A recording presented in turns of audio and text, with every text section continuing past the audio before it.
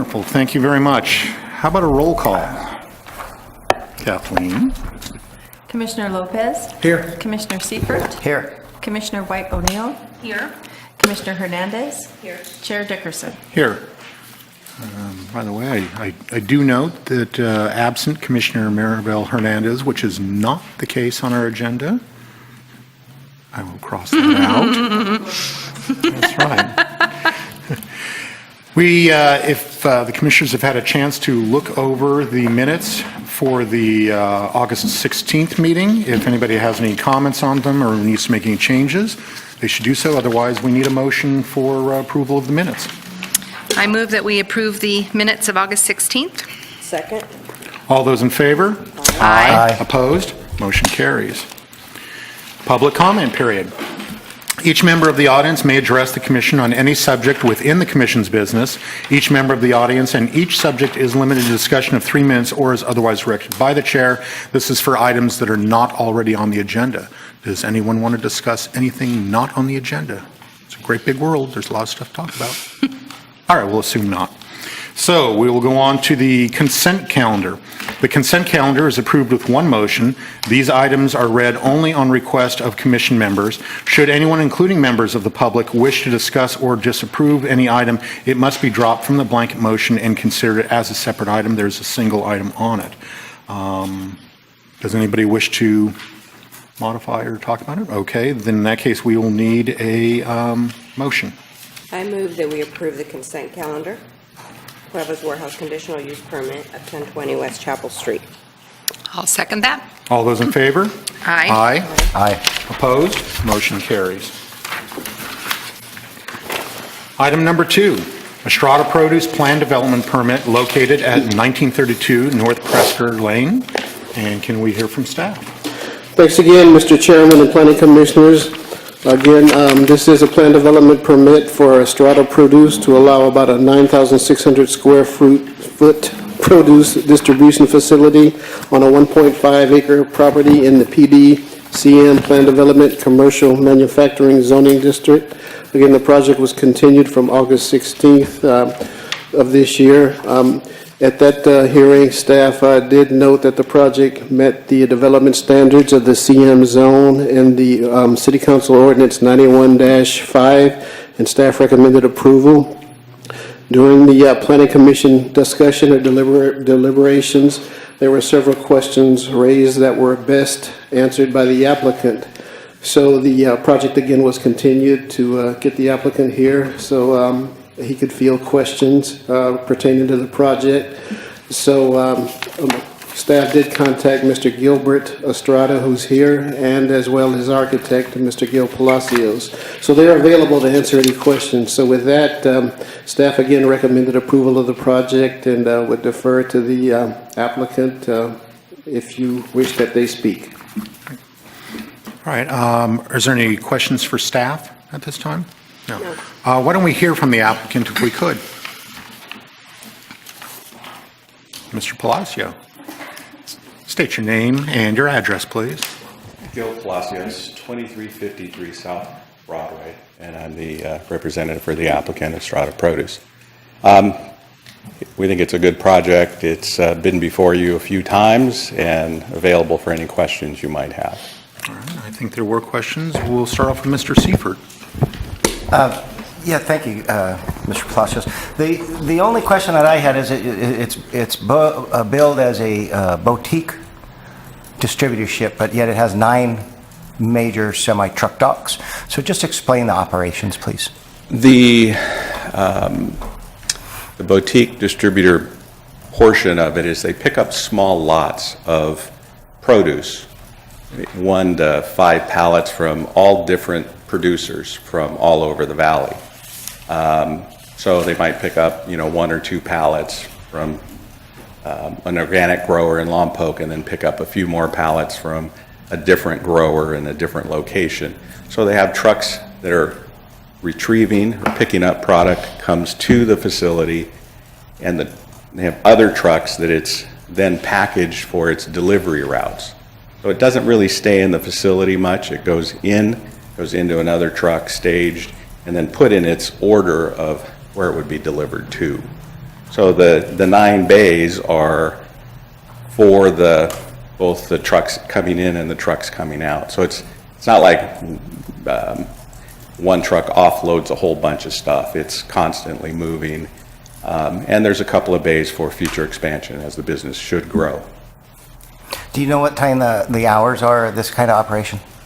It's predicated, mainly determined by the growers and when they're picking most of the it is fresh. The building is not a cooler building, so it does not stay in the building for any length of time. So it goes from the facility that's picked it, cooled it, it's already packed. So it depends on their picking cycles. They'll pick up some product, say by 2 or 3 in the afternoon, or it might be as late as 5 or 6. Then the trucks are loaded or staged, and they might head out anywhere from 6 to 10 o'clock at night. Again, that depends on the growing season. Sometimes the growers are harvesting later. They can't get the orders until later in the day, and they might leave later. Midnight, 1, 2. Those aren't the normal hours. It's an anomaly situation, but they're facilitating the fresh product and dealing with the growers in the harvesting. So we could safely say that 6 a.m., 10 p.m. Is the bulk of the time period, 6 to 10, 12. It just varies when they get staged. Sure. So, it's farming isn't an exact science. They don't get it all out at 5 o'clock they end, or 3 o'clock is when a day ends. Sure. Okay, I understand. Thank you. That's it for me. Ms. Hernandez?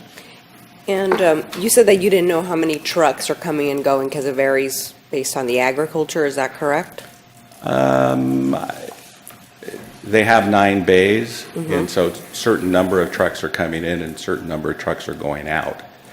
So, there's typically 4 trucks leaving and 4 trucks arriving. Is that every hour? Do you know how often? No, they mainly arrive. The trucks are out picking up. They arrive once a day and they leave once a day. So they head out for their route, along to either LA, San Francisco route. Okay. And once they deliver, they drop off and head back. So they might get back, 7 or 8 in the morning, or they might get back as late as 2. And then they park. The trucks are then wait for the incoming to stage back into them. They go back out the next night. Okay, thank you. Ms. White O'Neill? None for me. Mr. Lopez? No, Mr. Chairman.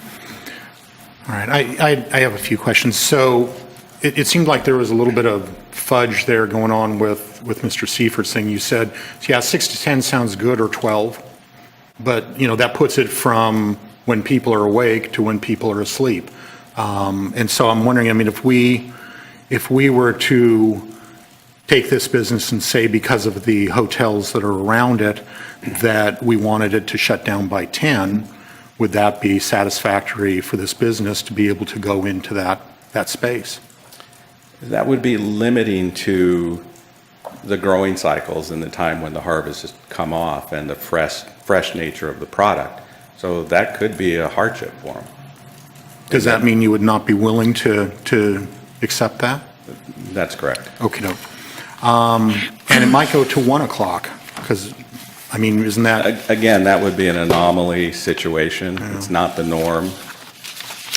Okay. Things happen. Trucks break down, So also you aren't able to really pin down how many trucks come and go, and so how much traffic we're really talking about, it sounds like. You've explained that it's 4 trucks in, 4 trucks out, but is it per hour? Is it multiple times an hour? As I said, it's per day. It's per day, I see. They aren't coming in and out per day, and if they do come in, it would be it's usually Right. per day. But these are And all- again, I hate to say that there's only 8 trips per day because they might have 10.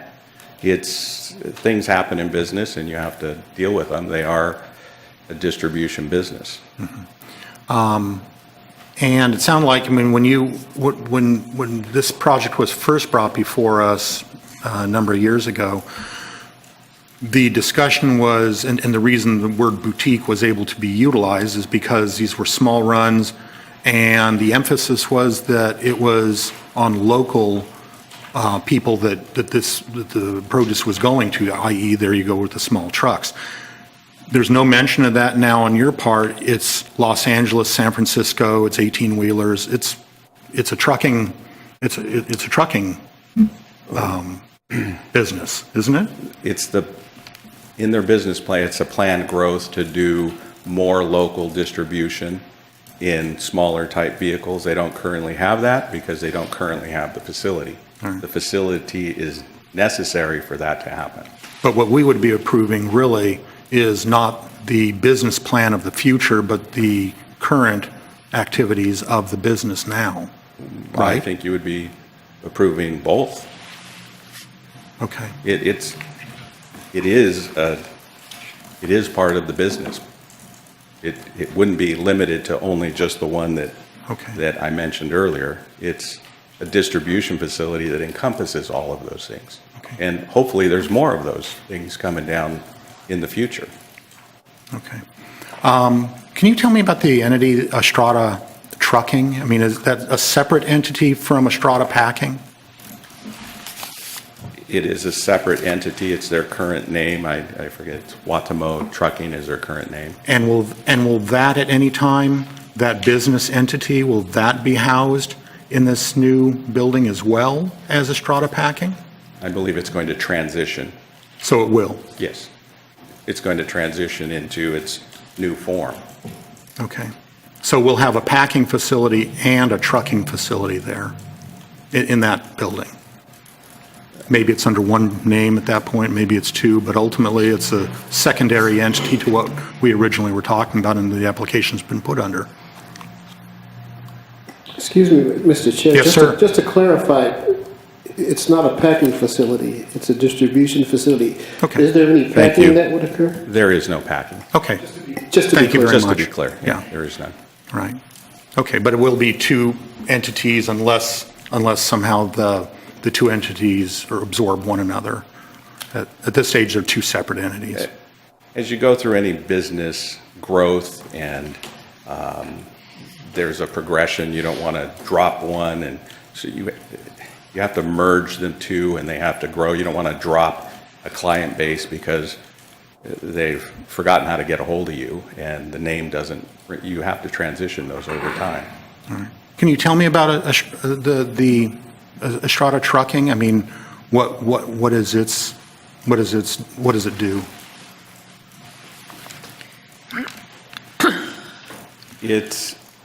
It basically does the same type of use without a facility. It's limited into what it can do based on not having an enclosed dock and the proper type of facility of what they would be growing into.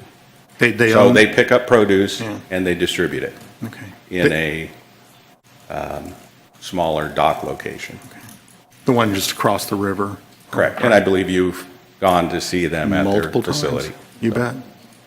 And how many trucks does Estrada Trucking own or have? That I don't know. Okay, can we find out? Is there, Sure. are the, Hold on. yeah.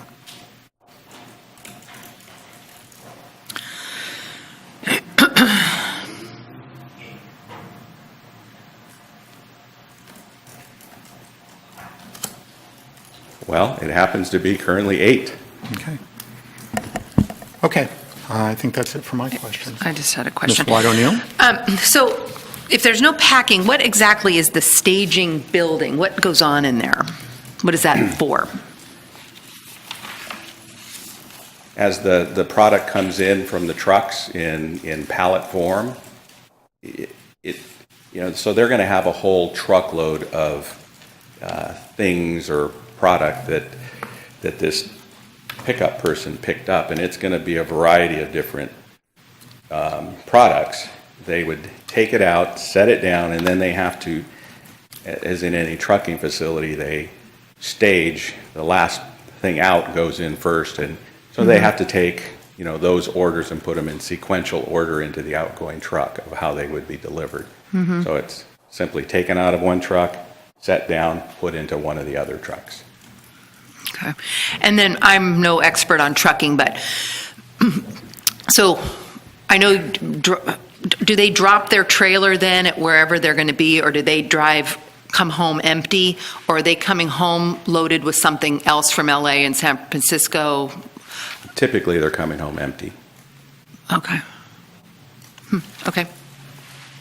Okay. I have just, I'm sorry, just another couple of questions. They're coming home empty, and where are those trucks parking, housing, or where do you envision them? I mean, will those 8 trucks end up living overnight, or when they come back in the following morning at this facility? When they come back the following morning or night, they're placed in the dock, and the trucks, the pickup trucks come in at different times.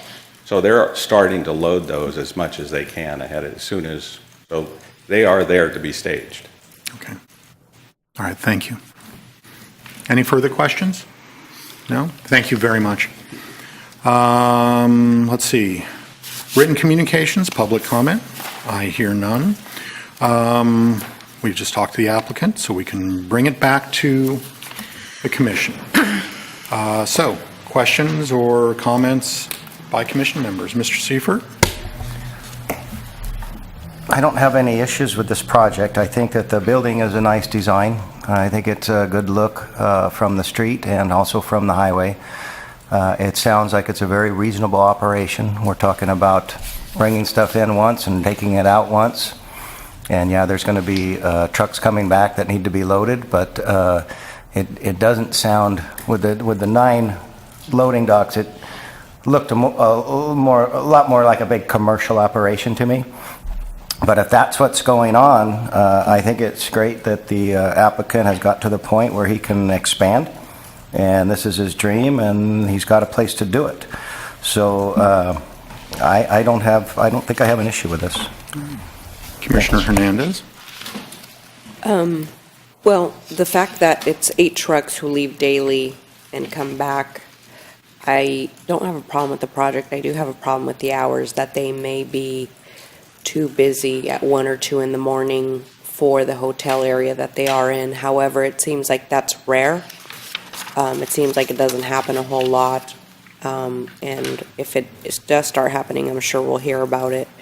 But as of right now, it does seem like it's a reasonable project.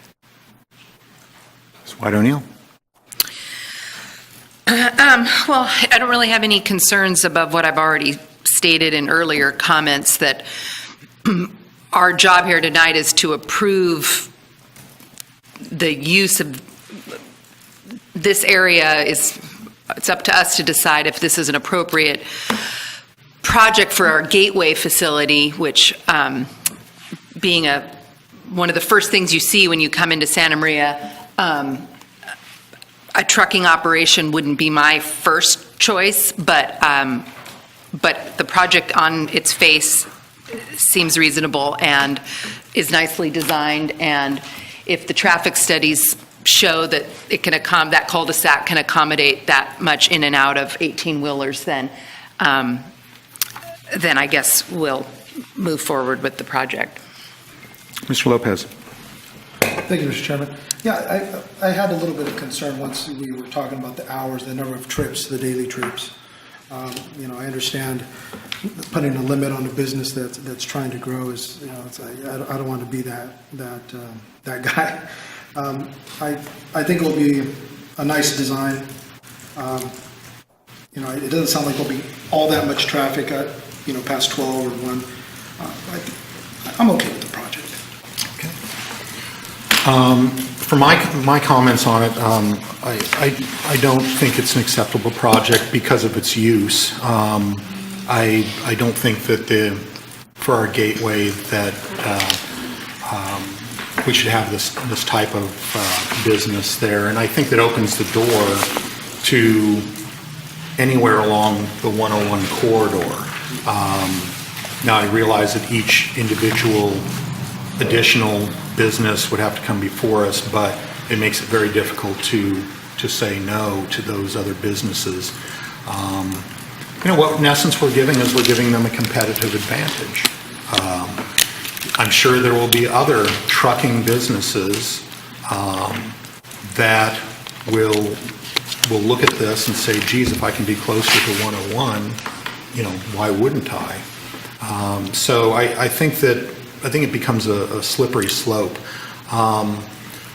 Also, the Commissioner Hernandez brought up, that he didn't mind that many trips, and then Commissioner Lopez talked about the time and that type of thing. I would say that if we're going to accept this project, we should be putting in restrictions, or at least we should be putting in things that then when somebody disagrees, it says, geez, there's an awful lot of traffic going out at 12 or 1 o'clock, a lot more than maybe we thought there was going to be, that then at least we can go back and say, yeah, you know what, we had put limits on these things, you're blowing past this stuff, rein it in. If we don't put any limits on that, or frankly, the time, then we've paid lip service to something that we really don't actually then end up having any authority to have anybody complain about. Nobody's able to hang their hat on the complaint. At least I'm assuming that's the case. Would it be that way, Mr. Senko? Mr. Chair, members of the Commission, a nuisance is a nuisance regardless of whether you put conditions on it or not. So if there was, if you don't put hours of operation, limits on hours of operation, then they can operate any hours. But if there's complaints and there's noise that's not acceptable, I'm not sure that could happen. But if that were the case, it could still be some remedy. Okay. It wouldn't be as effective as if you put conditions and they were violating those conditions. That is for sure. Thank you. And then, if we put conditions on it, would that then be something that would set a precedent for any future projects that may want to also have a spot on the 101 corridor? We would then also be able to put time restrictions on those projects, or perhaps those projects may not even come forward because they wouldn't want the time restriction. Commissioner White O'Neill, members of the Commission, I can't answer the speculative issue whether they would or wouldn't. As far as it would set a precedent if you did it in this case and in another case, for sure. Mm-hmm. But you don't have to do it in this case to do it in a later case. You would still be able to do it later, perhaps because you didn't in this case and it was a problem. When the future business comes, that would be something that the Commission would want to do because it wasn't done in this case. Okay. And I would also say, from the conditions standpoint, something else I did not mention, but I've brought up in the past, and that is that we have a lot of hotels we have a number of hotels that have been approved and are going to be going up that we're probably unaware of a trucking company that's going to be going in. So I would say that there might be some impact on our tourism from to those hotels. Maybe not. Frankly, those hotels are next to 101, and Mr. Seifert has brought that up, and that's a reasonable stance. But I think that, once again, I would be more comfortable with conditions of some kind being put on there, just so then people down the road, if there are complaints, had something that they could look towards. The other thing that we might think about doing is routing the trucks up Romer specifically, and not have their trucks enter and exit via Prescott, just from the standpoint that there's more hotels there and they're a little closer to the actual street. So those are my comments. I think this is a question for the applicant. Would that cause a problem to use Romer? But isn't one of the hotels right on Romer? It is, but there's a whole row of hotels here. Yeah. The tire company, San Maria Tire, or, excuse me, Jay's, rather. Okay. I know I don't want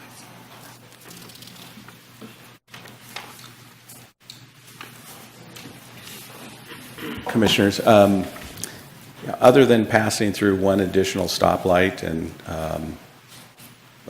one additional hotel, it wouldn't be a problem. However, I would like to say as a personal note that a lot of other trucks travel up and down Presker and Romer for the other trucking facilities that are there.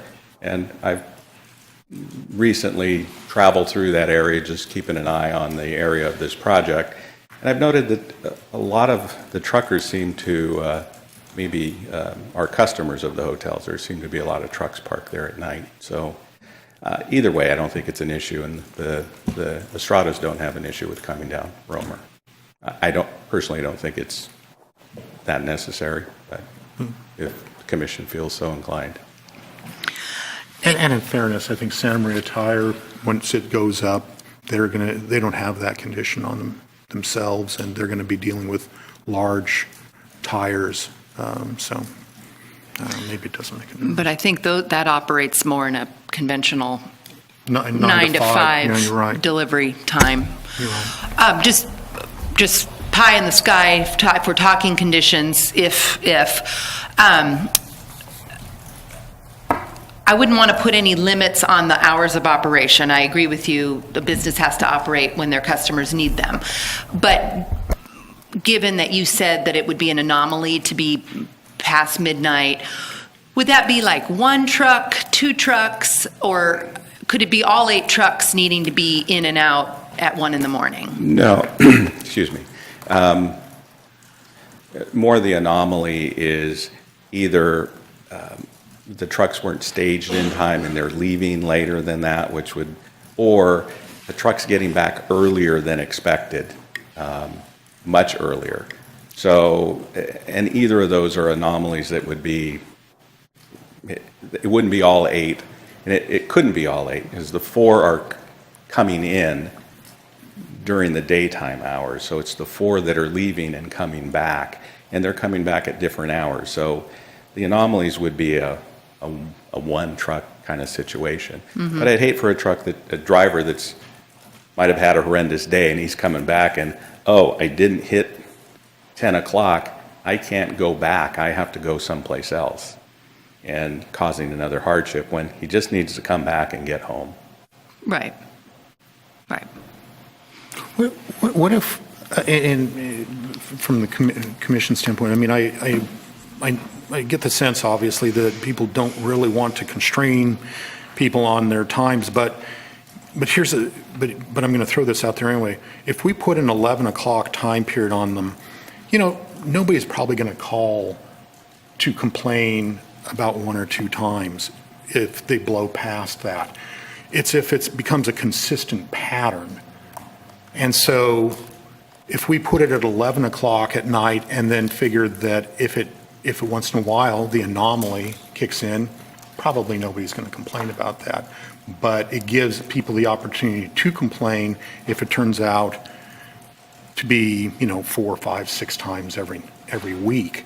And the only reason I bring that up is because if we don't put some sort of time limit on it, then we are in effect saying that they can run every night till 1 o'clock.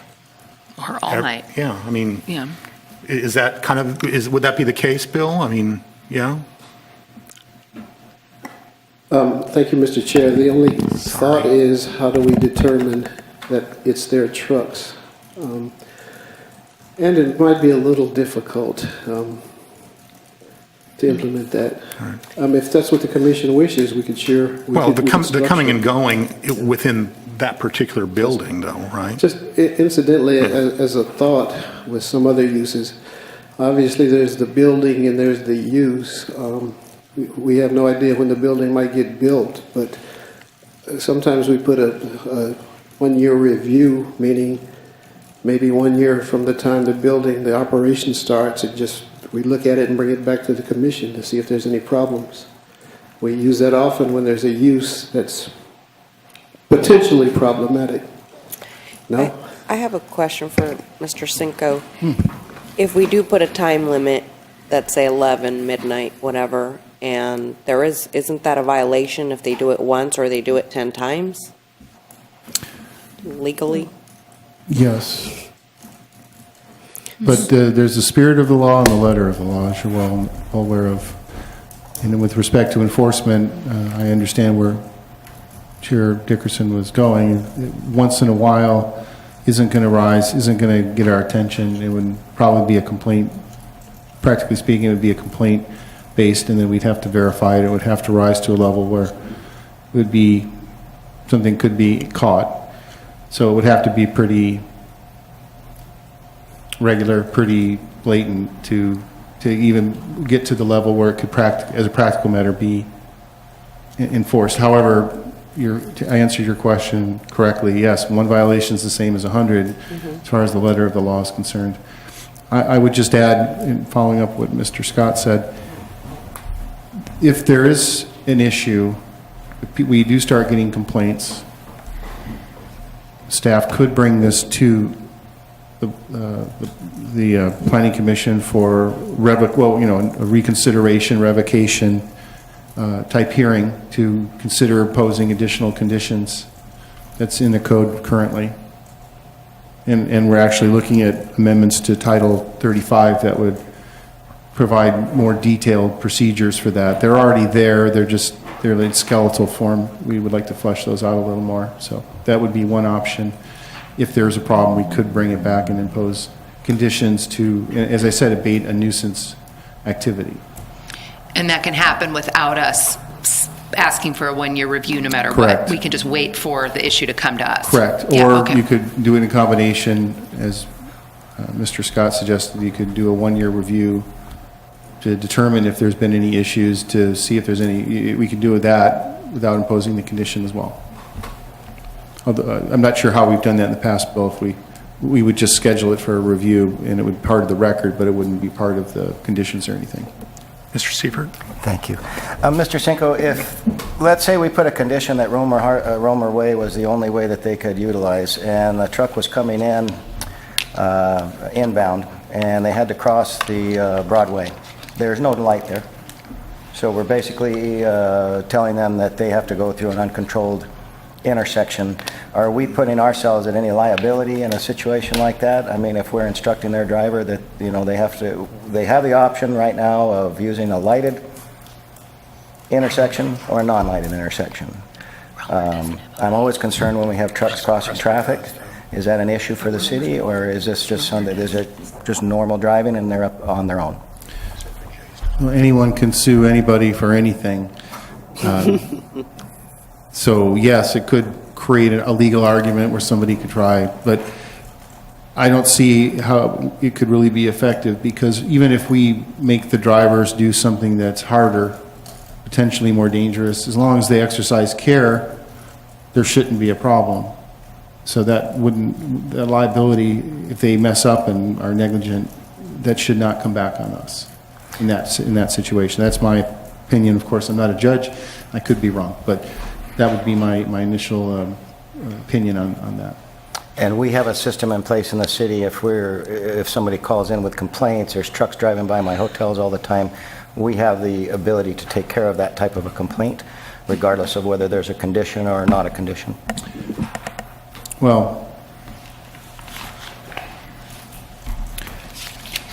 trucks driving past a public street would, unless it's a residential area, would not generally be deemed a nuisance activity because it's public road and we can't control traffic on public roads. However, if we conditioned the use of roamer, or if you conditioned the use of roamer for the truck traffic and they were violating, hiking other roads, and there were complaints, then we could come back and enforce it on the conditions violation. Or if the truck traffic was so huge that it really was a nuisance in the area, that would be something else we could look at. But trucks are going to go back and forth all the time on Broadway even if they're not affiliated with any of the businesses there. Absolutely. And the hotels are already there, and they know that that's a state highway. So there would be little we could do if hotel owners are complaining there's a lot of traffic noise. I built my hotel right next to Highway 135. Or is it which is, it's 135, right? Yeah. So they would know that there's a lot of traffic there, but some of the other streets, maybe it's a little better argument that, well, I wasn't expecting it to be a trucking depot, this is like an industrial park. They could make that kind of argument and maybe have some basis to complain that it is a nuisance and it's interfering with their operations. Thank you. Hallie, just a quick question. When you've done traffic studies, do you have any information as to whether trucks are coming up? I'm assuming trucks are coming up Donovan west to east as part of the arterial thing. Are they continuing across Broadway to Donovan to get on 101 there, or do you know if they're making that turn and then making their way up to 101? Good question, Chair, Commission. Why, thank you. I wish I had an exact answer for that.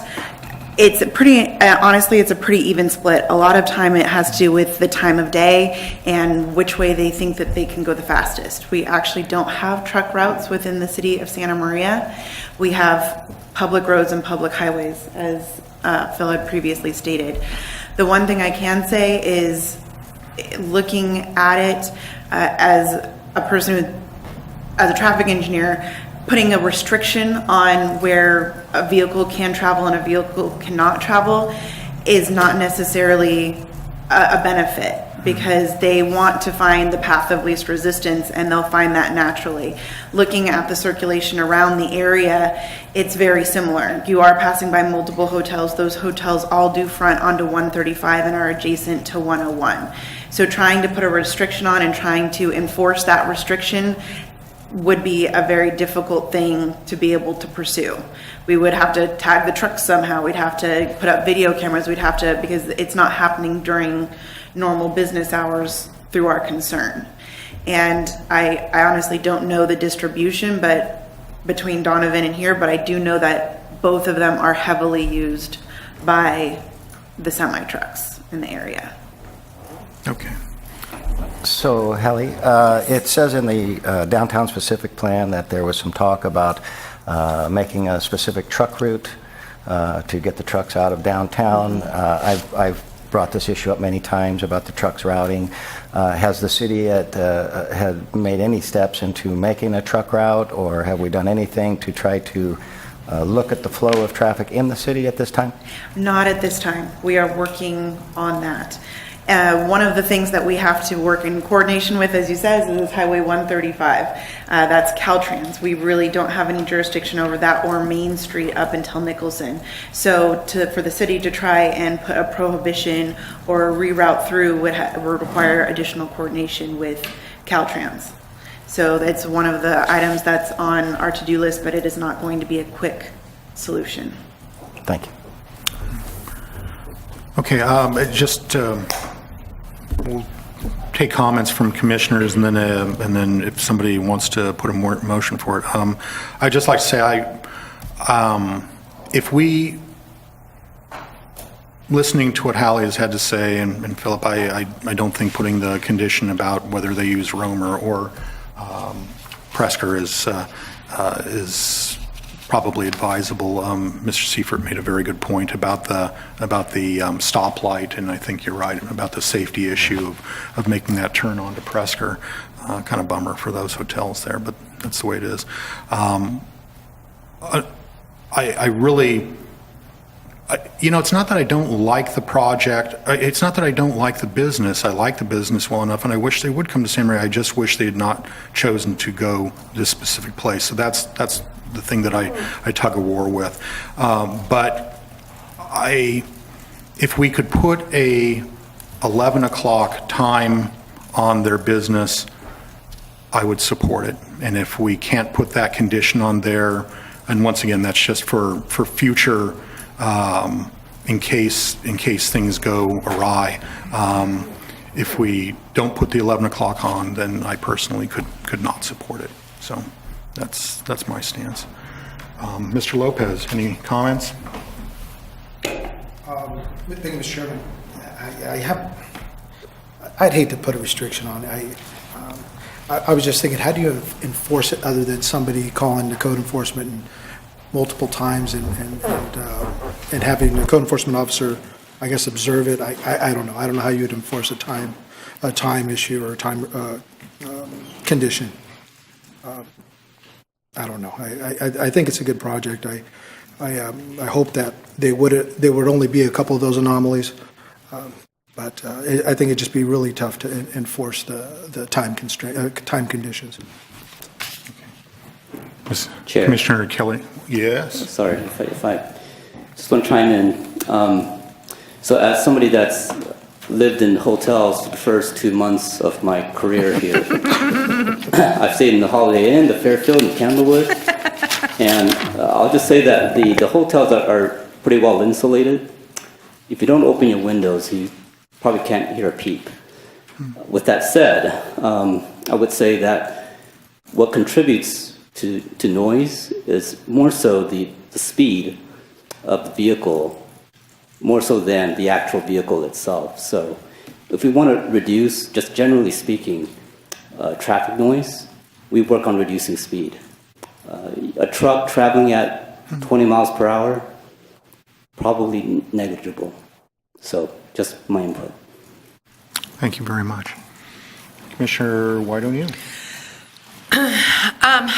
Well, I'm glad that Mr. Palacios gave us I think, a more thorough understanding of what the project does.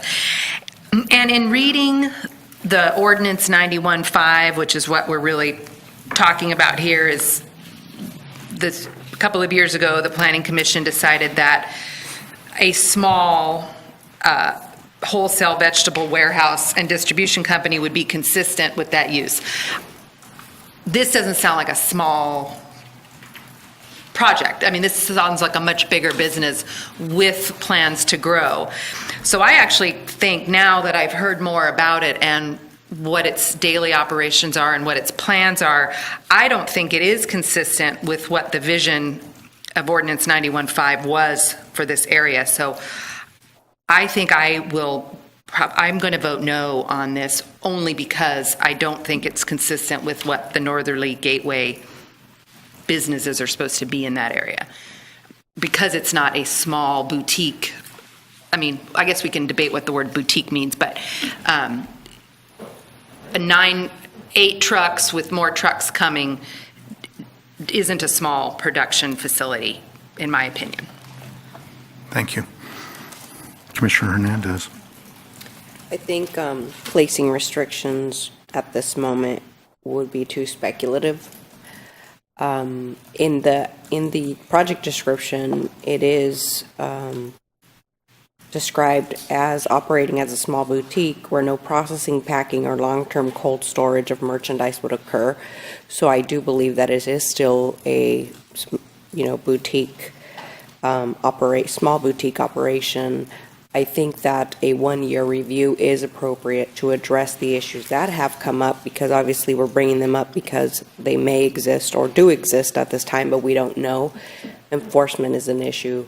So I would state that a 1-year review is appropriate without conditions at this time. Thank you. Commissioner Seifert. I would have no problem with what Commissioner Hernandez just stated. I do believe this is a small business. I believe that the size of the building can never get any bigger with the property that it's on. So it's only going to be as big as it is right now. If they want to grow in the future, they're going to have to find another site.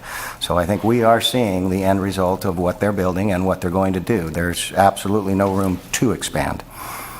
We do seem to have some issues here, so that I think that if the Estradas do exactly what they're saying, run their operation the way that it's been presented, then in 1 year a review will come back and it'll be clean, and I don't think anybody will be the worse for wear.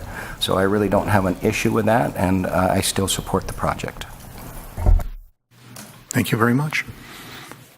All right, we're going to need a motion or not. Chairman? Yes. Might I add one comment? Normally not. I understand.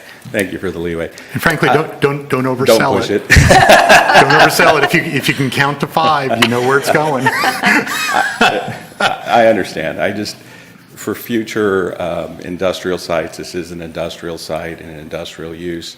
We're happy to take, what we've heard here. We are going to need to go back and investigate financing with a 1-year review.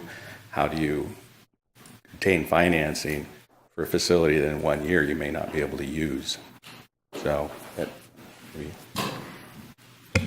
Mr. Cinco, Chair? why don't you Thank you. weigh in? That's not what we're talking about, Gil. Okay. We're just going to bring it back in a year, and they'll review it. No, the approval will stand. There'll have to be some showing okay. to justify adding any conditions. This is not a tentative approval on probation. We can't do that. Okay, that's This what I isn't understood this is a it to be. full-on approval, no problem with your financing. I mean, if it's approved. I'm not. Okay. If it's approved by a vote. It's no issue, just the 1 year, that's what I said earlier, it would be part of the record, but it won't be incorporated into the conditions. Okay, very good. Thank you for the clarification. And can I just ask, Mr. Cinco, if a review is suggested, is the review a year from now? In other words, maybe the building's built, maybe it's not, and so what's the point of the review? Or is it a year after the business is in and running? I understood that the year would start the day the business starts operating. Okay. So from occupancy. So once occupancy clearance is issued, one year after operations, it would come back for a review. The commission can add a condition into the permit for that 1 year review, or just rely on staff and the applicant to request that the applicant bring it back in the form of a study session or a public hearing. Thank you. All right. I think if we've discussed everything, then if we have a motion, so I'm sorry, may I just, because I said something that I don't want to misinterpret it. When I said it wouldn't be part of the conditions, I didn't mean that, like Netta said, that the 1 year review couldn't be mentioned as a condition, but it would just be a review. It wouldn't affect the approval. I wanted you to make sure that there was no miscommunication there. Thank you. Thank you, Mr. Cinco. Is that acceptable to the applicant?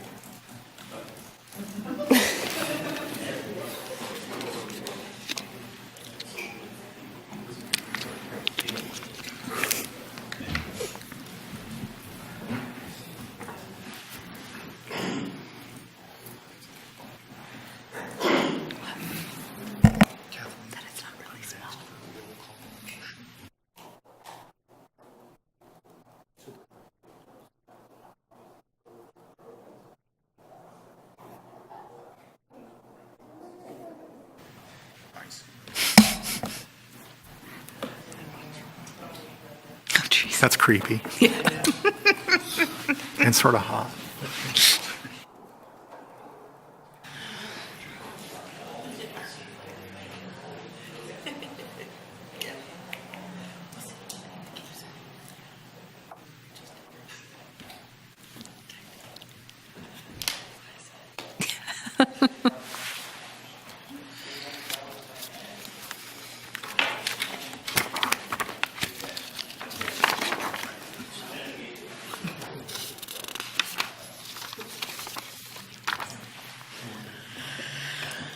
Took a little explaining, but I think we're okay with that. Okay. Thank you very much. We hear a motion possible. I move that we approve Estrada Produce Plan Development Permit located at 1932 North Presker Lane with a 1 year review after occupancy. Is there a second? I second the motion. Okay. All those in favor? Aye. Aye. Opposed? No? No. Abstentions? No, obviously not. And the motion carries. Thank you very much. Good luck. You got it. Number 3, Gateway Mixed-Use Downtown Permit at 101 North Broadway. I'll bet you that's Netta. Mr. Chairman? Yes, May sir. I ask a question for Mr. Cinco? My office is 1 block away. I don't know how many feet that is, but is that, Should we go out with the tape measure tonight? I think Holly has an app for that. I knew she would. We'll be able to tell you in a minute. Is that what city block is, 500 feet? Yeah, it is 500 feet. Oh, Lincoln and Main. I thought it was 3. It's 300, yeah. 300 for the notice, But 500 for for, economic. I see. think. Now you got me second guessing myself. I thought it was in the clear. That's going to be less than 500 feet. It's going to be about 400. Okay. Give or That, take right away to C block. yeah, that's you lease that location? No, my family owns that. Oh, your family owns it? Well, do you own it? As a partner, yes. Okay, well then, you would have if it's more than one or, I mean, there's a percentage, but it's probably more than $2,000 of value. Yeah, okay, So do I fall within that? yes. Okay. So I will recuse myself, Mr. Chairman. Thank you for your time. Come back for the reports later. And if you want to, you want to be back for oral reports? Oh, I mean, it's the last thing. Sean might have something fascinating to share. You don't want to miss You got a it. newborn you got to go to, for God's sakes. I see it as you're trying to avoid it, that's it.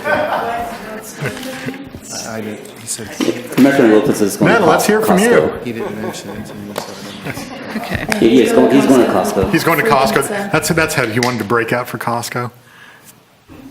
Okay. Well, without further ado, Mr. Chair, Commissioners, the next project before you is a downtown permit for the Gateway Mixed Use Project that's located at 101 North Broadway. The project site is located on the northwest corner of Main Street and Broadway in the former location of Sound of Stereo. It's an existing 0.3 acre site. There's access to the project site from both Broadway and Main Street from a single driveway. The site itself is going to be completely scraped and rebuilt with a new mixed-use 4-story building with ground floor commercial uses and upper floors of residence and/or offices. The proposed site plan configuration will have the bulk of the first floor of the building along the Broadway and Main Street frontage, approximately 4,000 square feet of ground floor commercial. The applicant is currently proposing 3 tenant spaces on the ground floor, but that is up for change depending on the tenant that wants to locate in this building. That can be converted into 1 sole tenant space or 2 depending on what is desired by the market. So that's approximately 4,000 square feet. Behind that, on podium parking, and podium parking is where there is a parking lot with structure above it, building above it. It's termed podium parking. So it's a podium parking lot with 12 parking spaces. It'll have access off the existing alley. That alley is actually going to be widened by the applicant to 30 feet, one to provide better vehicular circulation, but also to provide fire truck access.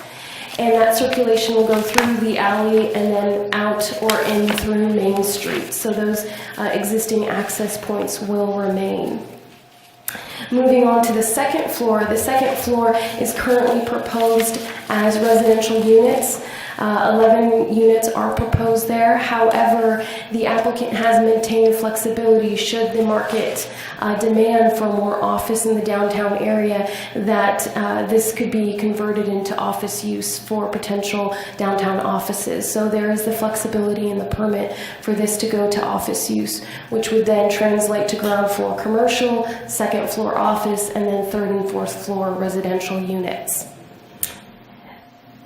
The third and fourth floors, as shown here, to the left is the third floor. The third floor actually steps back in various locations, approximately 5 feet, to create some balcony spaces for the third floor units.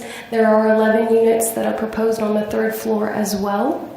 And then on the fourth floor, the building again steps back in additional areas to create further balconies about 3 to 4 feet in these areas for some of these outboard units. There's 9 units on the 4th floor. That's bringing the total of the 2nd to 3rd floor to 31 units in total. Should the 2nd floor go to office, then there would only be 20 residential units. To go to the topic of parking, as you notice, there was 31 units with a mix of 25 that will be 1 bedroom and 5 that will be 2 bedroom. There's only 12 proposed parking spaces. Now, the downtown specific plan does allow as an incentive to incentivize downtown development a reduction in parking.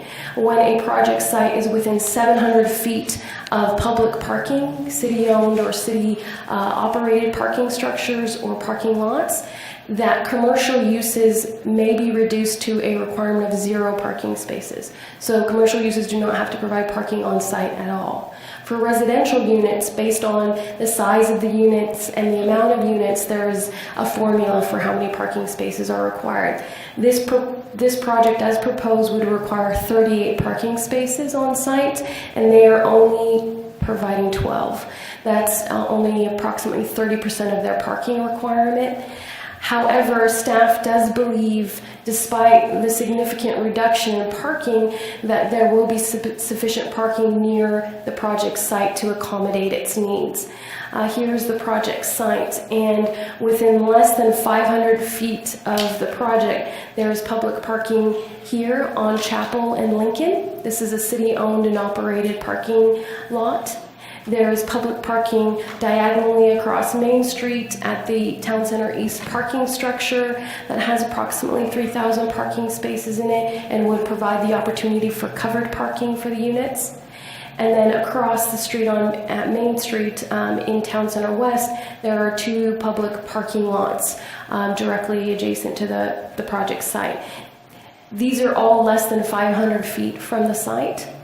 In addition, there is on-street parking all along Main, Lincoln, Chapel, and Broadway around the entire block that this project site is on.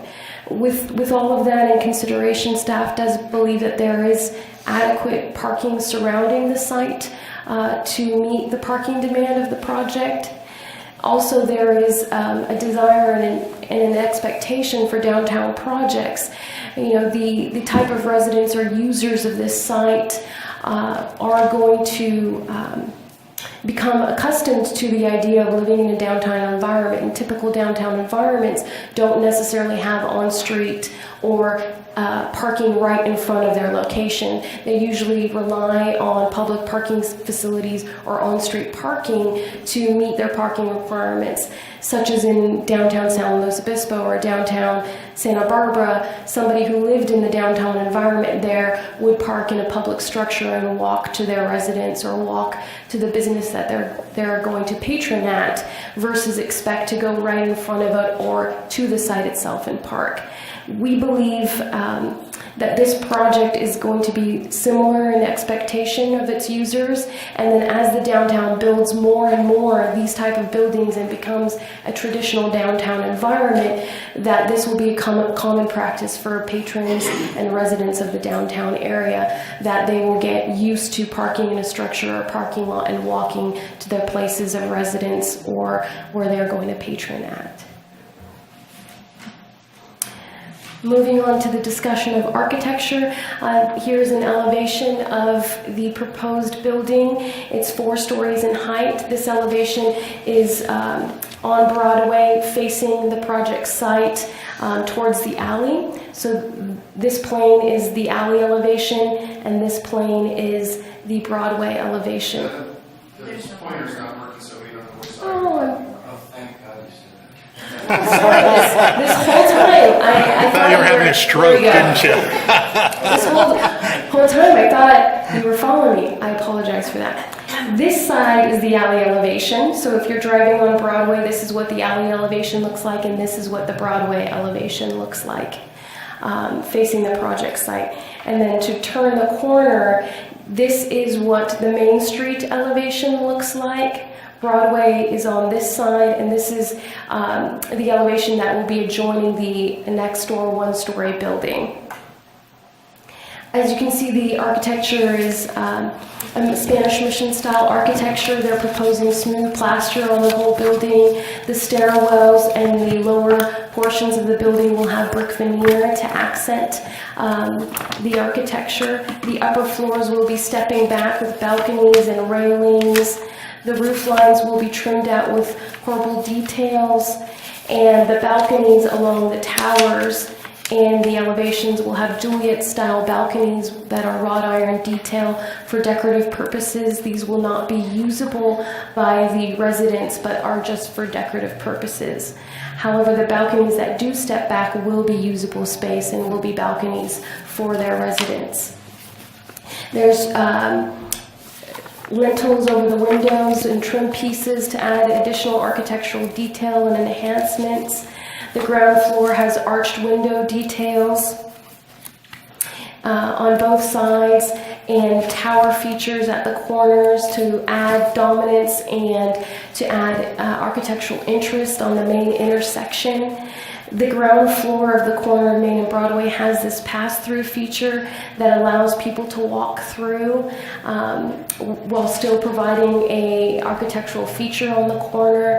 Again, more brick veneer on this stairway. It's a very well-designed and articulated building with lots of architectural treatment and enhancement. The architect has worked very closely with the planning division for many months now to work out these elevations to provide the highest quality detail and articulation. We believe that this is going to be a tremendous enhancement to that main intersection of Main and Broadway, which is one of the critical corners in the downtown. And overall staff is very pleased with what these elevations have turned out to be. In this elevation, you can see further these arched entryways and window fronts that will have tile and brickwork on the bottom and will have dark bronze trim and detailing to add to the classic design and appearance of the building. Here are some examples of Spanish mission style architecture. These are actually all from buildings from Santa Barbara, but here's a demonstration of that corner cut through, pass through detail that will be at the corner of Main and Broadway. It'll allow pedestrian traffic to go through while still bringing the building up as close to the street intersection as possible to frame the street frontage and streetscape. Arched windows, Juliet balconies, similar to what this project is proposing. Again, here, arched storefronts with recessed balconies and corbel trim features on the roof line will also be similar to what this building is proposing. And here are some other examples of Juliet balconies and corbels. The project has been conditioned to provide the highest quality of architectural materials and details so that upon construction we'll still receive all of this level of detail and construction. The project itself meets, I believe it's the first project since the downtown specific plan has been adopted that's been built and is being built and proposed to meet the maximum extent of the design guidelines and standards of the downtown specific plan. This project is exactly in line with what the vision of the downtown and the Gateway District envisioned for new development and redevelopment in the core and along the major corridors of the downtown area, with the ground floor commercial uses and the upper floor of residence, the building being positioned and oriented to the street frontage to cater to pedestrian traffic, with the amount of articulation and detail on the buildings, and even the disguising of the parking and really accommodating everything on site that it possibly can. Staff is in full support of this project. We believe that this can be a real catalyst project for the downtown and be an example and a model of future development to occur in the downtown to model their redevelopment efforts to look like this. Staff does believe that if we get more and more projects like this in the downtown core, we'll have people living here, working here, patroning here, and we'll start to see more activity and businesses moving in to cater to that kind of environment and walkable traffic. With that, staff recommends that the Planning Commission, by resolution, recommend that the City Council approve this project. through resolution. I am available for any further questions that the commission may have. Unfortunately, the property owner was unable to come today, but in his stead, he has sent his architect that's available to answer any questions that the commission may also have. That concludes staff's presentation. Thank you very much, Netta. Any questions at this time of staff? Okay. Go ahead, Mr. Seifert. The beautiful building. The specific plan has a lot of pages. It's specific. It's 101, yeah. It's half the size of what it used to be. It used to be bigger. Yeah. So it talks a lot about pedestrian safety, lighting, parking lots, accent and paving, key intersections. Main and Broadway is brought up a lot on that specific plan. Yes, it is. I know from experience doing late night meetings at the parking lot of the building department that those lights are not adequate for safety. And I did tell Peter about that, someone needed to address that. I don't know if that's ever been done. We are directing the patrons of this building to parking lots that are owned by the city. Have we checked those out at night? Are they up to standard? Are the lights there? Is the lumens there? It talks about designated pathways to and from this building. We have a streetscape plan that's going in, Yes. that you're currently working on. Are we incorporating, it says that it's 15% landscaping. I don't see it. I'm not, it is not a killer for me, but I don't see the 15%. We're obviously trying to get pedestrians. So is there a bus stop near this? Do we have a transit something that where a bus can stop or close? Have we looked at that? I can show you. Hold on. I guess I asked too many questions. No, that's good. I'm trying to remember them all in my head. Okay. There's a bus stop right here. Okay. That's on Broadway. That this is a transit stop, and there's also one up here. Okay. So I'm looking to Hallie because she's part of transit. I believe also there's one down here, and right out of shot of this, there's also another bus stop. So in the spirit of pedestrian traffic, we have adequate transport. We have adequate bus stop transportation along Main and Broadway, yes. So the access way to the parking lots, have we addressed that? Are we comfortable with that? That we have those marked, delineated, that they're lit correctly? Are we going to look at that as a city? As you mentioned, the streetscape plan that we are working on right now is going to address all of those things. Street lighting, pedestrian connectivity from our parking structures and parking lots. We're going to look at the deficiencies that there are and put together a systematic plan in improving them. On the project site itself, they will be adding a lot of exterior lighting to their building. They will also be installing 2 camera pods. They're working in conjunction with the PD department to install about 8 security cameras around the perimeter of their building for further monitoring of their site. But do we have immediate solutions right now? No, but we are studying, monitoring, and putting together an implementation plan. So my suggestion would be that as this building progresses and the occupancy happens, that we definitely look at those parking lots and make sure that we have a safe place for these people to park. I didn't notice, we're not to the architect yet, I didn't see any locking bike areas, and I know that's a real issue with people that are transporting on bikes. Mm-hmm. They don't want them in their houses, and they get stolen quite often. So I'm hoping that we'll get to that. There's a condition in the permit that requires bike lockers. Good. Okay, I didn't see that. And the truck traffic is in there, but we've already been through that. Defined paths, parking lot. You're happy with the design that meets the criteria that is set down in the specific plan? The tower elements, the clock, that type of stuff? Yes. This is meeting the city's vision? Yes. The height is under the 70-foot, so the real thing, and I know that this is the wave of the future. This is what all the urban planners want. They want the downtown to be pedestrian friendly and bicycles and transit. The parking scares the heck out of me that we're so underparked on this. And now we just found out, too, that we could be going into commercial on the second floor. Now, I'm assuming that the owner totally realizes this, and that the patrons and the customers are all going to be aware of this, and he's taken that into account. Yes.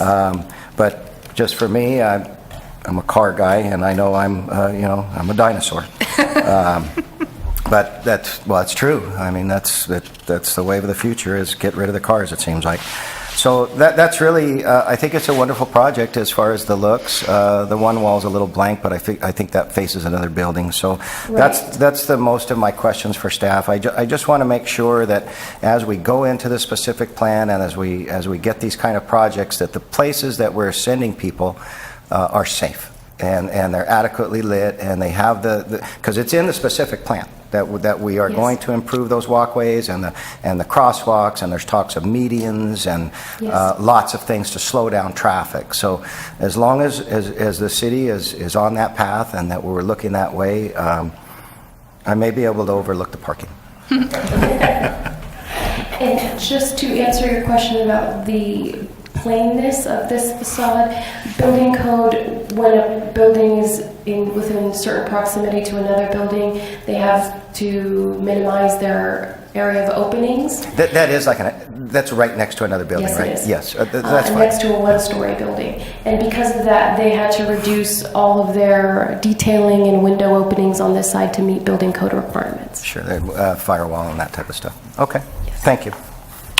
Further questions of staff? No? I did have a question about the neighbor, if you could go back to that. I didn't get a chance to drive by there in the last couple of days. Would you like me to go to Yeah, would this? you go back to the rendering that shows the rear side. Okay. West. Yeah. So there won't be a sidewalk. You're not gonna be able to walk around the building as it kind of is depicted here. So the building code requires that the building have a 5-foot setback from the adjacent building. So there is actually 5 feet of separation between here. However, it has been conditioned that they put a gate, a locked gate on either side, and it's not going to be a pass-through because it also has to meet their stormwater requirements in that area as well. So there is a gap, but it's not accessible from pedestrians or patrons. Right. It just allows for, whatever, it's just part of Could the allow code. for unsafe environments. So Right. that's why it's going to be locked and gated. Right. Okay. Thank you. I have a three questions. I'm going to follow up on Commissioner White O'Neill's question about the west side. Is there going to be any limiting factor to the adjacent property owner in case they decide to finally upgrade those pieces of property? I mean, are we talking about, or if they want to go up 2, 3, 4 stories, we're just basically talking about a 5-foot gap between the two buildings and one window looking into another? Is that kind of how it's going to go? Yes. Okay. I wanted a more eloquent response, but yes. They, in a traditional kind of an urban, before building codes, they could have attached building to building. Now, because of building code requirements, there does need to be separation. They will need to take into consideration for fire department's needs, how they are going to evacuate and come up with a similar plan. My guess would be at some point, if they redevelop, we would also require a similar 5-foot kind of separation, and then we'd have maybe a 10-foot with a walkway through there and more buildings. But the upper floors, should they choose to go residential or 2 or 3 stories, there would be windows on the upper floors too. We could look at offsetting those windows so they're not peering into each other's rooms. So they're peering into a You flat can wall line instead. them up if they want entertainment. In other urban environments, there are similar situations like that. In even residential areas, in some of our residential zones, actually most of our residential zones in the R1, our setback requirements on one side of the building is only 5 feet. And the same for the adjacent property. So in the same, when they have 2-story buildings, you have window to window that are only 10 feet apart in a similar manner. And they are rentals. I mean, the reality is that people can easily choose not to live there. Right. And Correct. then someone who is willing to accept it could move in. So, Chair? yeah. I believe that those windows will be non-operable. We can check that with the architect, but there's generally a fire restriction for 2-hour type fire assemblies when the buildings are okay. so close. So more than likely, those are going to be just a fixed window. We'd have to check, but generally that's the case. The So architect is nodding in agreement. The second story, that's going to be their ability to flip and flop back and forth between residential and office. That's in perpetuity, so they can do it back and forth for the life of the building. Is that correct? Yes, as to what the market demands. Both office, commercial, and residential are all allowed uses in the downtown Gateway District. And should the applicant want to convert one or the other, depending on what market demands are, they would be able to do that. Most multi-story buildings now in downtown environments build so that conversion is very easy. And that's how he intends to build this. He does expect right now that he's probably going to do residential on the top three. And is that true of just the second floor or also the third and fourth? Could they go commercial all the way up or just No. Just and the second floor? Right, and Okay. they don't desire to. Okay. And finally, it leads me to Mr. Siepert's concern of parking.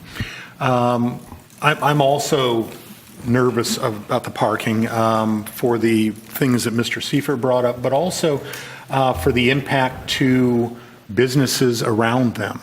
I think the nature of people is to park as physically close as they possibly can.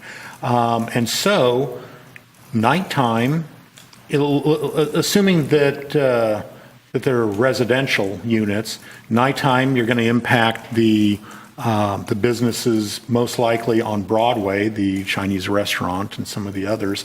Probably not so much so the one on Main. But then if they make the switch to commercial on second floor, you could have an issue with both Main and Broadway. Has anybody reached out to these businesses and says, hey, we're planning on gobbling up your parking? So there is a condition in the permit that prohibits them from parking in this parking lot, which is part of Michael Son's ownership of these properties. So the project has been conditioned and prohibited from parking there. So will the property owner prohibit parking to occur there for anybody not using his restaurants? Michael Son owns all of these buildings. He also owns this building. He also owns these buildings. And so he is the property owner that surrounds this site. And he is aware of the project. He is in support of the catalyst this project will also be for his businesses surrounding. He now has 30 units adjacent to all his restaurants here that will be patroning his businesses and restaurants. If it does become a nuisance, we have conditioned to be able to address that nuisance. The project itself there's a condition that will require that they get parking permits through the city of Santa Maria, that their residents will need to hang on their door visors, rear view mirrors, to allow them to park in these public parking spaces and such. And will be in their lease agreements that will prohibit them from parking in this area or any area that's not designated or allowed for them to park in. Do I think it'll be a perfect system? I don't know.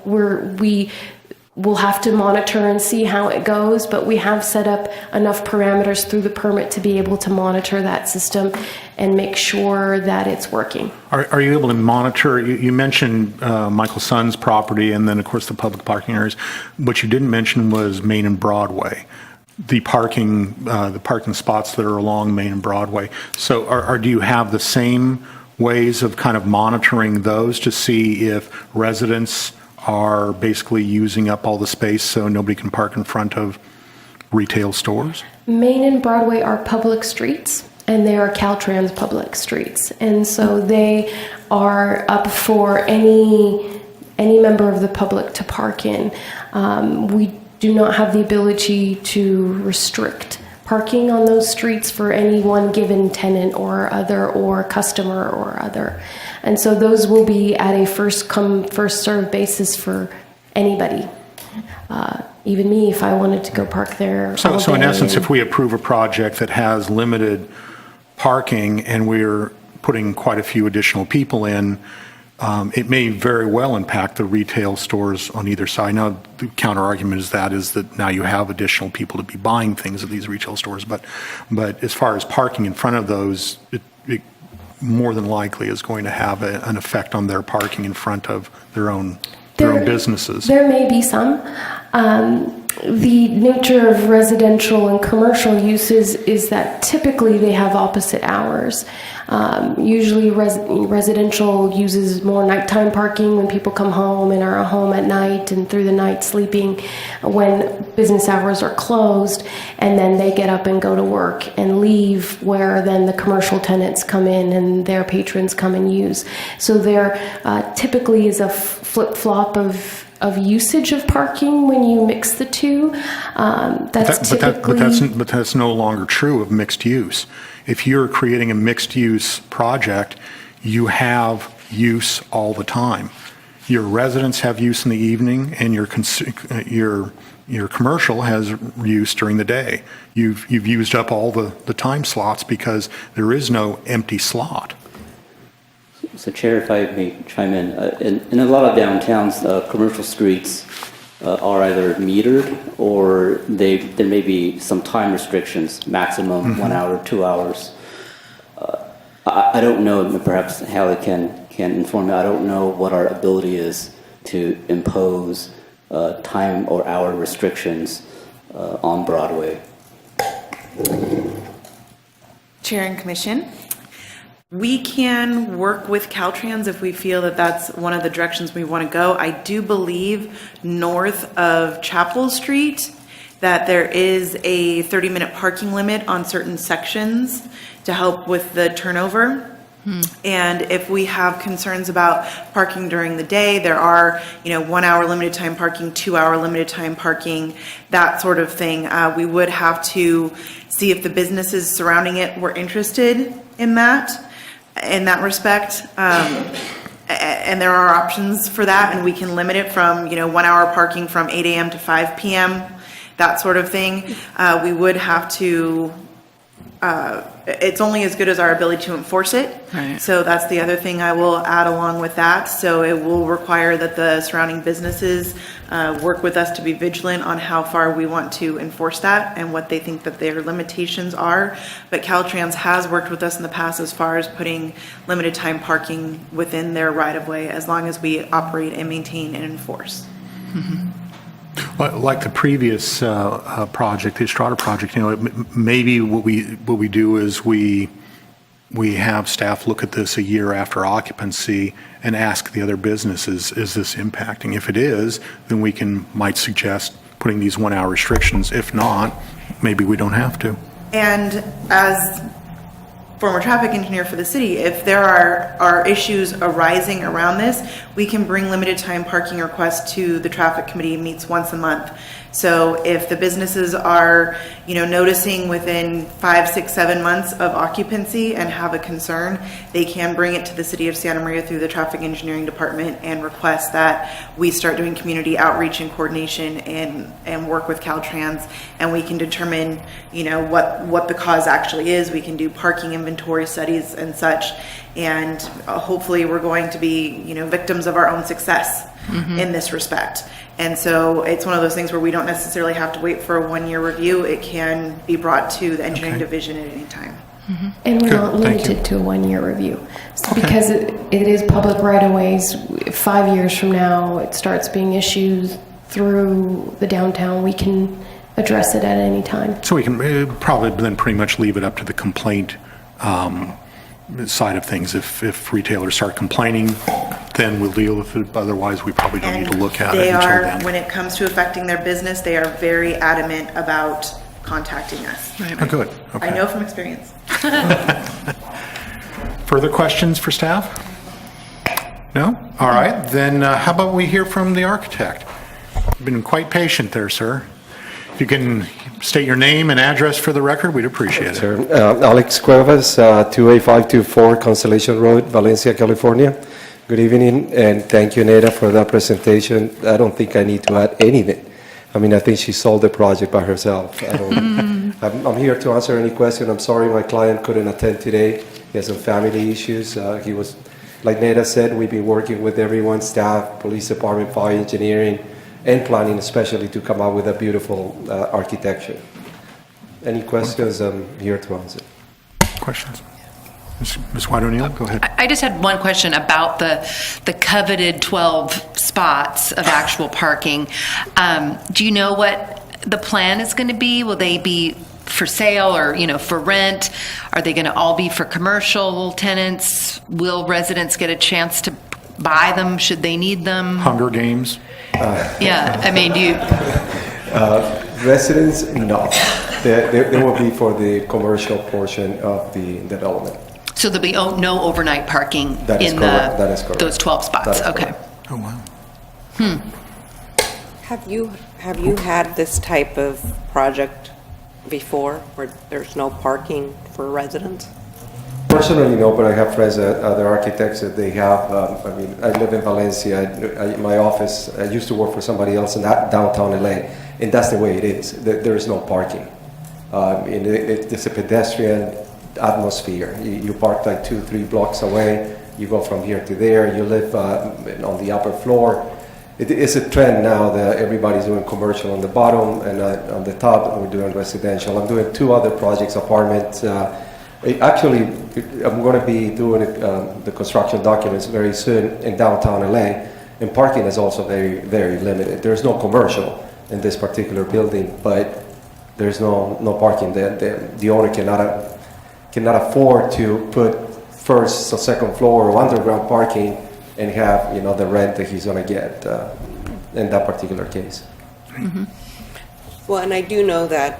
I know a person who lives in downtown LA who takes an Uber to work every day. I do know that, but this isn't downtown LA either. So I just wanted to know if there were other cities similar to Santa Maria. Well, Santa Barbara has this type of design also. San Bernardino, they do stuff like this too. Okay, thank you. Commissioner Seifert? And Temecula. Temecula, actually, I don't know if you've ever been in Temecula. Sure, yeah. It's beautiful.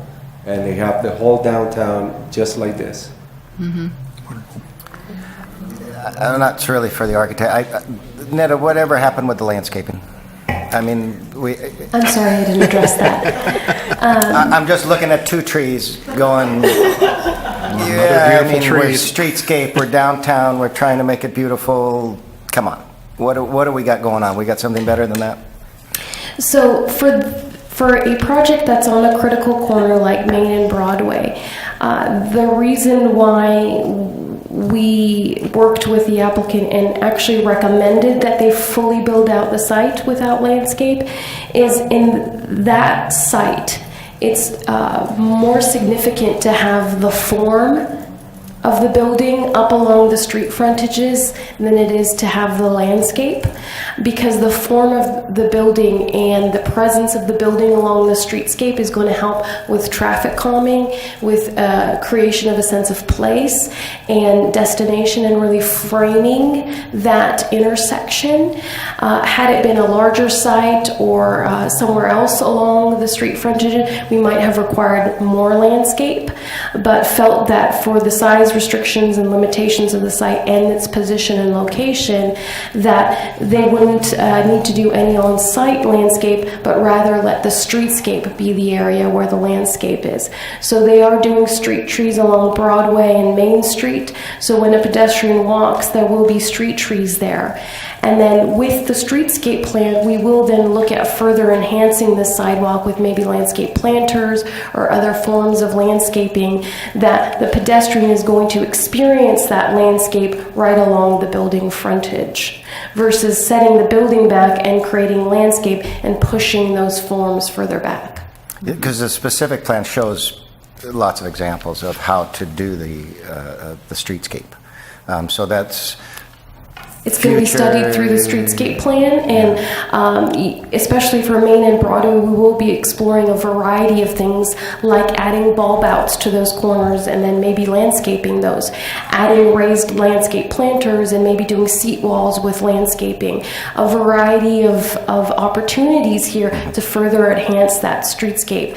Similar to when you're walking on State Street in downtown Santa Barbara, you know, those sites don't have landscaping on site. Rather, all their landscaping is along the street frontage, and it separates you from the vehicular traffic, creating a buffer, giving you landscape where you're walking, and then you have the building form to further frame your walking experience. That's in essence what we're trying to create in this environment too. Same with San Luis Obispo, buildings right up to the sidewalks, your sidewalk zone, and then you have your street trees, your bike racks, your street lights, your street furniture, and your landscaping on the other side of you, framing you from the vehicular traffic.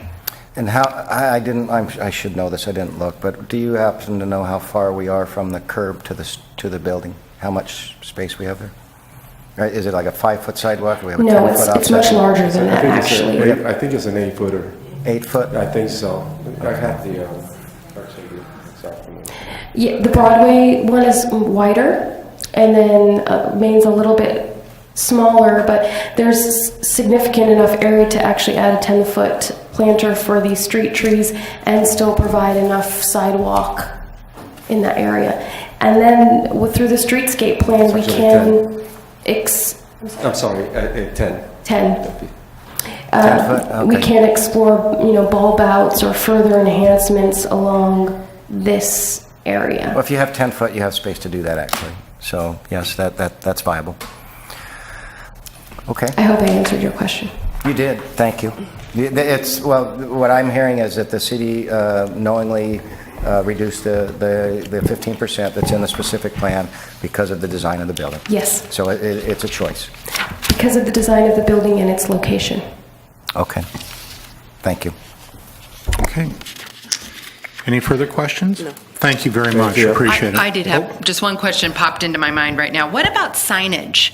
Is there for like the commercial properties that may or may not come in, like on the second floor, is that a building code or signage code issue, or will there be something specific to this building?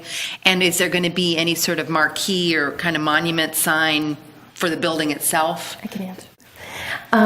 The building will be required to get a sign program, which is typical of multi-tenant buildings in the city, so that we can look at the design and make sure it's cohesive. The downtown encourages, and for lack of a better term, cutesy signage that's in keeping with the downtown. Blade signs, those type of projection signs from the sides of the building that hang down, awning signs or channel letters. It is more restrictive in the window signs. It's really restrictive, only 10% of window signs in this area. And the signage is required to stay in keeping and character with the design of the building. So that will be all very closely reviewed by the planning division to make sure it's appropriate in size and location. But location. that'll all have to come, When the tenants come. yeah, okay. Further questions? All right. Thank you so much. Thank you very much. Kathleen, any written communication or public comment? No? All right. Then we've heard from the applicants, so I'm going to bring it back to the commission for any comments and ultimately whether or not we want to do a resolution. Mr. Seifert, why don't you start it off? Start with the dinosaur. I love cars too. Your name's on this. Yes, it is. This project has met almost every single criteria that's in this downtown specific plan. It's hard for me to sit here and say that I don't like the project I do like the project. The parking worries me, but it seems like a lot of people have put this plan together knowing that this vision of the carless society and the parking lots away, they knew that when they drew this up. That's basically the goal. So it's not particularly my vision, but a lot of people seem to have that vision. So the biggest thing is the safety, the parking for me. The building, I think it would be a much better building than Sight and Sound. I think it would be a beautiful addition to our city, and it would create the beginnings of the specific plan for downtown. I worry about the parking, but as far as the rest of the questions I had, they seem to be answered. We seem to be on the right path for a downtown that's in this plan. It just worries me about the parking, but also this is a business, and this man owns this building, and he's confident that he's going to get tenants and businesses in there.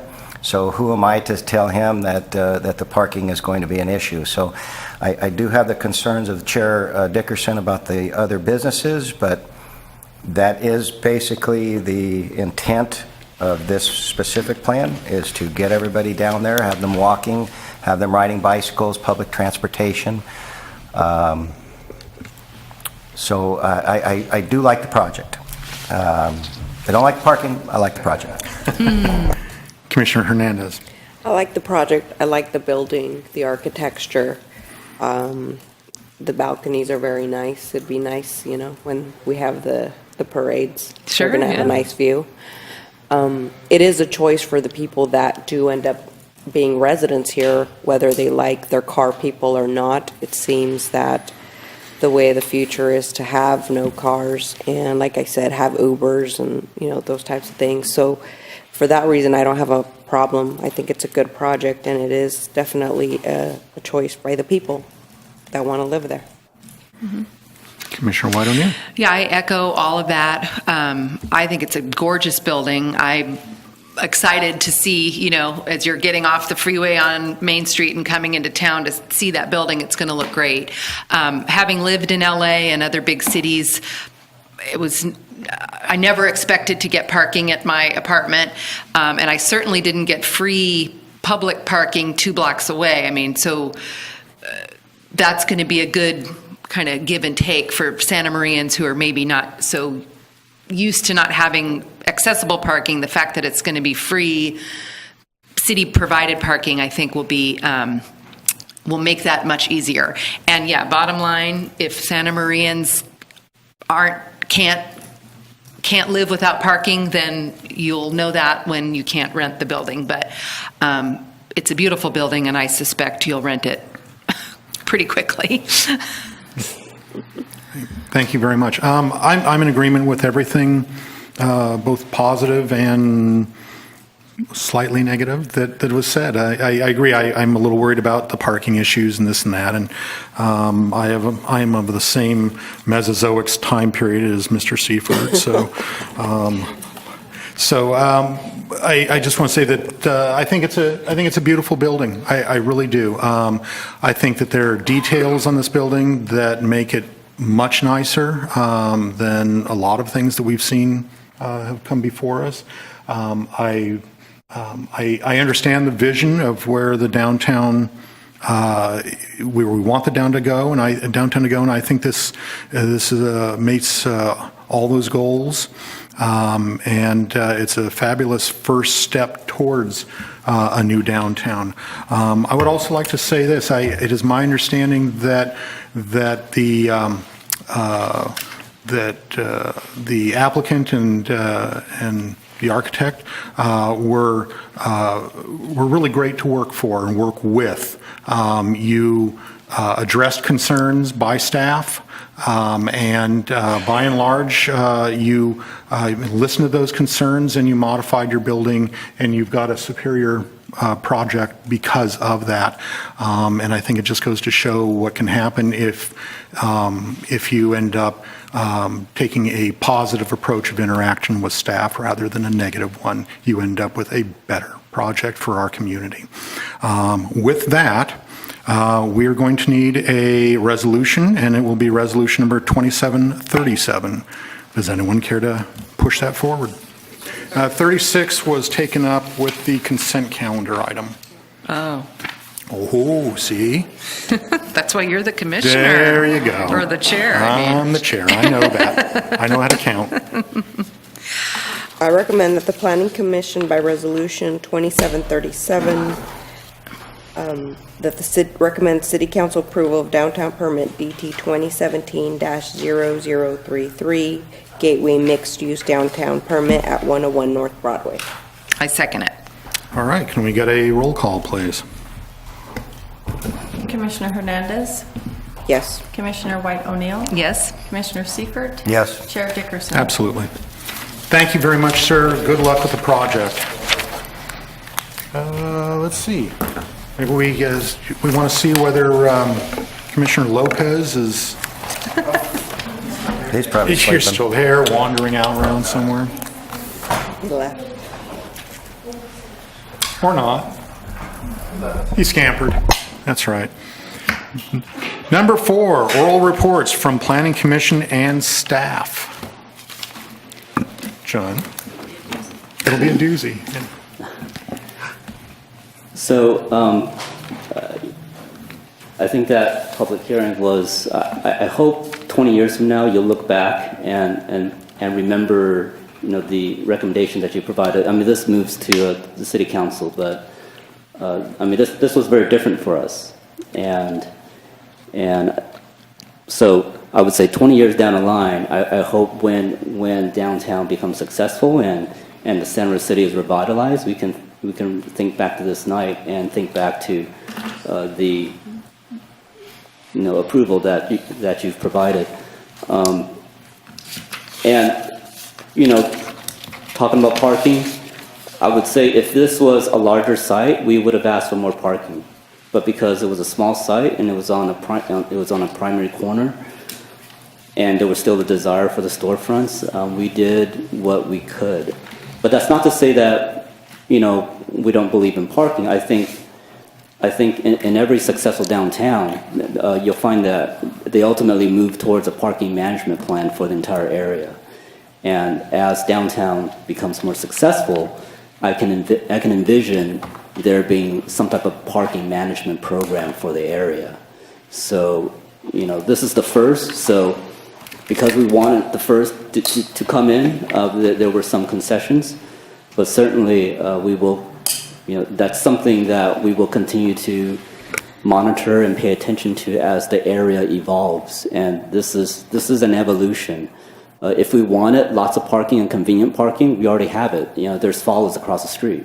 So, but sometimes when you have too much parking, it's the very same thing that provides convenient also contributes to blight, and that's the exact thing that we're trying to address here. So we're utilizing underutilized space. Also consider that for this very small site, consider the property taxes that would be generated. Consider the sales tax that would be generated with no additional, with minimal infrastructure compared to what new development would require. So this was a fiscally sound recommendation for the city in terms of, again, property tax and sales tax without having to consume more land.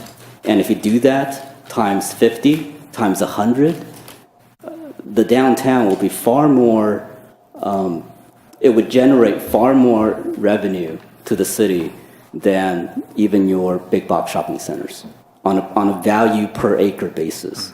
So think of that in terms of the fiscal benefits of this type of development. With that said, we have study session tomorrow, and there's a couple of items, a conditional use permit for an auto repair shop, a sober living facility, and review of a sign for a shopping center. The next planning commission meeting, there will be no planning commission meeting on the first meeting of October. That's October 4th, so no meeting on October 4th, but there will be Planning Commission on October 18th. And so far, we have tentatively scheduled Chavez Farming, the Bewley-Bradley Apartments, and the Sober Living Facility. And that concludes staff's report. Mr. Seifert. Is there a study session on Thursday? Tomorrow, yes. No, the 5th of On the October. 5th, currently, we do not have any items for the 5th. May I interject? Absolutely. I didn't realize you were planning on canceling the October 4th. We do have an item that will have to go. That's those amendments for the massage ordinance that... Massage ordinance itself is not a planning commission item, but there are some references to massage parlor. There's a reference to massage parlor in the zoning, and we need to address that. And we should do that before the October 19th city council meeting, which this is scheduled. So we would have that item on. I apologize, I didn't know we were... Yeah, and actually, I was kind of aware of it, but there was a little bit... Yeah, I was actually going to talk to you tomorrow about it at study session, so... Understood. Just a couple... So it might be an evening with a single consent item, is that? We'll talk, there's some dates and deadlines on our end too, but we'll talk. Or I'll leave that to you guys, that's fine. Just a couple of other minor items. You may be aware that Costco is opening tomorrow. Tonight? Well, there Tonight. is something this evening, and we're 20 minutes late, so apologize that we couldn't get any hot dogs and any churros. My understanding is that every person in Santa Maria, other than the ones who are in this room, we're at the VIP opening. I'm sure Commissioner Lopez is enjoying the event, or has enjoyed the event. So. It probably is. Also, several of us will be going to the California American Planning Association conference this upcoming weekend, and it's a good opportunity for the planners to get caught up on legislative updates, to be exposed to best practices, to talk to other planners, and so it's going to be a great event. We'll bring back some good information, and that's all I have. Anything, Netta? No? Mr. Senko, Holly? All right, well, hold on. We've got, Mr. Seifert has a comment. I'm not done, I'm talking tonight. That's all right. Hallie, I know that this isn't in the city, but every time I get off the freeway on North Broadway and turn towards the crossroad, or the gas station and the church, that little four-way, College and North Broadway, you get off the freeway, okay? There's a dead tree there. It looks like a Dr. Seuss tree, and do you have any pull with the county? Can you call somebody and have them remove the tree? You talk about gateways and entering the city, but you get off on the north end of Broadway and you come back into town south, and there's just this ugly dead tree. I mean, it can't be any more Dr. Seuss than... Tim, you and I will drive up there right after this meeting. We'll just tear that thing down. I thought about it, but I know better, and I know it's county. Yeah. Let's confirm the location tomorrow at study session, and I will figure out by then who we need to contact, but yes, I can assist you with the questions on that. Thank you. Tree. And I have one other item. I It's told next to you. the road. Absolutely. Oh, sorry. It's 8:30 at night. If we would have started at 5:30, like the city council, it would be 7:30 right now. Is there any interest in that? I mean, why did the city council get to go early? Well, I'm just thinking if they're liking it so much, wouldn't we like it also? I don't know about. Not so I don't know much what the coincidence. me. No? I've got things normally on Wednesday afternoons and evening meetings and Okay. things. Well, that's why I asked. Out of town, but yeah, that I'm making my way back usually from San Luis. Okay. But any case, That's why I. I don't know if that's asked. something that staff had been contemplating or not. Oh, I see, a knowing shrug, okay. You can take off, all right. That's it, we still have a quorum. We still can vote on many, many things. Mr. Seifert has one line item after No, another. I'm done. I'm done. I just wondered if we wanted to start a little earlier. I mean, Is there Any further comments, or are we on that topic? No further comments. Well, I mean, speaking about the hours, it was something that I believe it was Councilman Boyson that made a motion for, you know, a change. I don't know if it was, I don't remember if it was his idea, but, and the council agreed to the change in the time. So I think if there was desire and interest, something similar could be done, but that's Doesn't seem like there is. up to the Yeah. commission. Yeah. And with that, if there's nothing further, I would like to adjourn this meeting. Thank you very much.